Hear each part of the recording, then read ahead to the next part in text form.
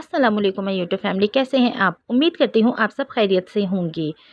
और आपने ना दाल वाली वी जो मैंने चने की दाल गोश्त लगाया था उस वीडियो पे रिस्पांस बहुत अच्छा दिया। बकाया पालक वाली वीडियो पर है ना आप लोग है ना पूरा व्यूज़ नहीं करते। पूरा पूरा देखा करें प्लीज़ प्लीज़ प्लीज़।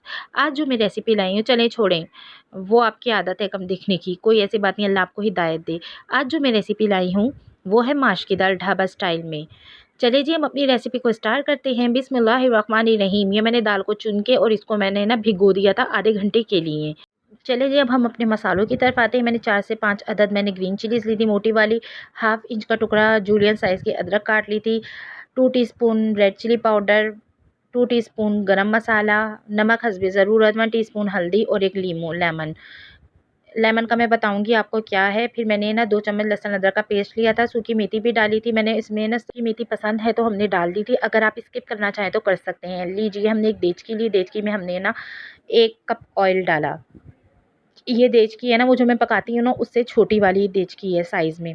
आप सोच रहे होंगे कि ऑयल इसमें ना इन्होंने ज़्यादा डाल दिया, और ऑयल को हमने ना हल्की आंच पे ना गरम करने के लिए रख दिया है।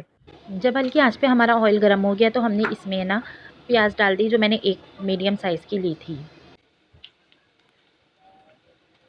और प्याज को है ना हमने लाइट ब्राउन करने के लिए रख दिया। जब प्याज लाइट ब्राउन हो गई तो हमने इसमें ना ज़ीरा ऐड कर दिया और प्याज और ज़ीरे को अच्छी तरह फ्राई किया।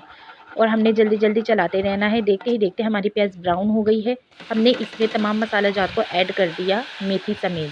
तमाम मसाला जात को ऐड करने के बाद हमने इसकी घी और प्याज में बहुत अच्छे तरीके से भुनाई करनी है, ताकि हमारी लहसुन अदरक की स्मेल आराम से निकल जाए। और है ना जब मसाला जब घी पूरे तरीके से ऑयल छोड़ देंगे इसमें, तो हमने इसमें दाल को ऐड कर देना है।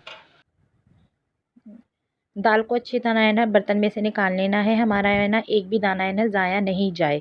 जब दाल पूरे अच्छे तरीके से हांडी में शिफ्ट हो चुकी है अब दाल, हमने इसमें 1 गिलास भर के पानी ऐड कर देना है। अब देखिए इसमें हमने वो जो लेमन मैंने लिया था ना वो अब हमने निचोड़ा है। इसकी ये है कि अगर हम लेमन को निचोड़ेंगे ना इसमें, तो दाल हमारी है ना भुरता नहीं बनेगी और लैस नहीं छोड़ेगी। ये लेमन और एक एक दाना है ना निखरा निखरा पकेगा। चलें जी अब हमने ना इसमें लेमन निचोड़ दिया है पूरा अच्छे तरीके से। ये देखें दाल में ना उबाला आ गया, हमने इसका है ना पानी खुश्क करना है। ये देखें काफ़ी हद तक है ना इसका पानी है ना खुश्क हो चुका है दाल का। अब हम इसको दाल को दम पर लगा देंगे। इसको हमने पौने घंटे के लिए दम पर लगाना है।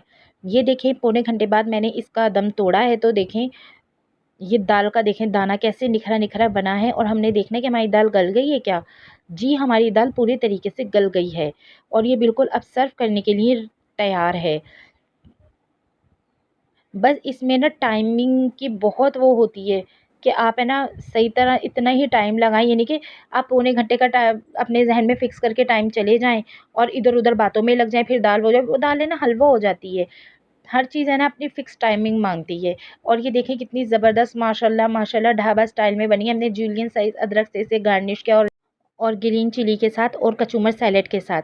मैंने आपको कचूमर सैलेड की रेसिपी दी हुई है, आप उधर से देख लेना। मेरे लॉन्ग वीडियो सेक्शन में कचूमर सैलेड की पूरी रेसिपी है। और दाल को गरम-गरम चपातियों के साथ सर्व करें और एंजॉय करें, बल्कि आप भी पकाएँ और खाएँ। उम्मीद करती हूँ आज की रेसिपी आपको बहुत पसंद आई होगी। आप मेरी वीडियो को लाइक, शेयर और मेरे चैनल को सब्सक्राइब करना ना भूलिएगा। अपना बहुत-बहुत ख़्याल रखिएगा, दुआओं में याद रखिएगा। अल्लाह हाफ़िज़।